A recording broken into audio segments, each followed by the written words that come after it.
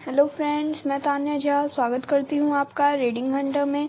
और आज की कहानी का नाम है ईमानदारी। मगर उससे पहले अगर आप हमारे चैनल पर नए हैं तो हमारे चैनल को सब्सक्राइब कर लीजिए ताकि आपको ऐसे अच्छी स्टोरीज मिलती रहें और हमारे स्टोरी को एंड तक देखिएगा। चलिए आगे बढ़ते हैं। विकी अपने स्कूल में होने वाले स्वतंत्रता दिवस समारोह को लेकर बहुत उत्साहित था। वह भी परेड में हिस्सा ले रहा था। दूसरे दिन वह एकदम सुबह जग गया, लेकिन घर में अजीब सी शांति थी। वह दादी के कमरे में गया, लेकिन वह दिखाई नहीं पड़ी। माँ, दादी जी कहाँ हैं?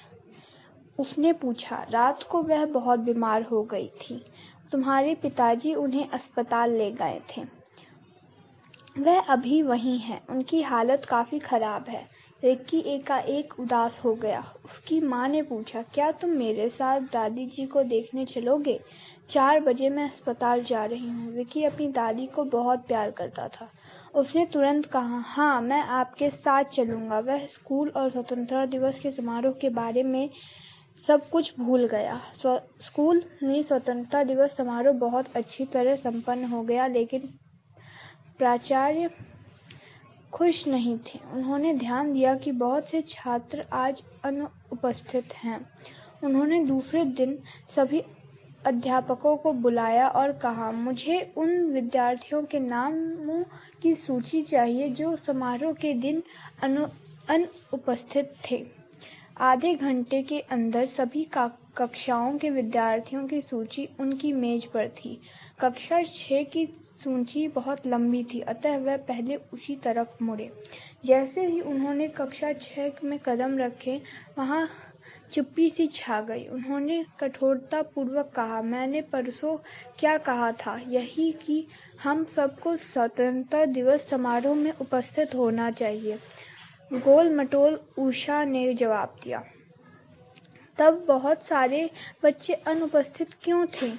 उन्होंने नामों की सूची हवा में हिलाते हुए पूछा। फिर उन्होंने अनुपस्थित हुए विद्यार्थियों के नाम पुकारे, उन्हें डांटा और अपने डंडे से उनकी हथेलियों पर मार लगाई। अगर तुम लोग राष्ट्रीय समारोह के प्रति इतने लापरवाह हो तो इसका मतलब यही है कि तुम लोगों को अपनी मातृभूमि से प्यार नहीं है। अगली बार अगर ऐसा हुआ तो मैं तुम सबके नाम स्कूल के रजिस्टर से काट दूंगा। इतना कहकर वह जाने के लिए मुड़े, तभी विकी आकर उनके सामने खड़ा हो गया। क्या बात है महोदय? विकी भयभीत पर दृढ़ था। मैं भी स्वतंत्रता दिवस समारोह में अनुपस्थित था, पर आपने मेरा नाम नहीं पुकारा। कहते हुए विकी ने अपनी हथेलियां प्रधानाचार्य महोदय के सामने फैला दी। सारी कक्षा सांस रोककर उसे देख रही थी। प्रधानाचार्य कई क्षणों तक उसे देखते रहे। उनका कठोर चेहरा नर्म हो गया और उनके स्वर में क्रोध गायब हो गया। तुम सजा के हकदार नहीं हो, क्योंकि तुम में सच्चाई कहने की हिम्मत है। मैं तुमसे कारण नहीं पूछूंगा, लेकिन तुम्हें वचन देना होगा कि अगली बार राष्ट्रीय समारोह को नहीं भूलोगे। अब तुम अपनी सीट पर बैठ जाओ। यह कहकर प्रधानाचार्य जी चले गए, मगर विकी ने जो कुछ किया उसे खुद पर बहुत गर्व महसूस हो रहा था।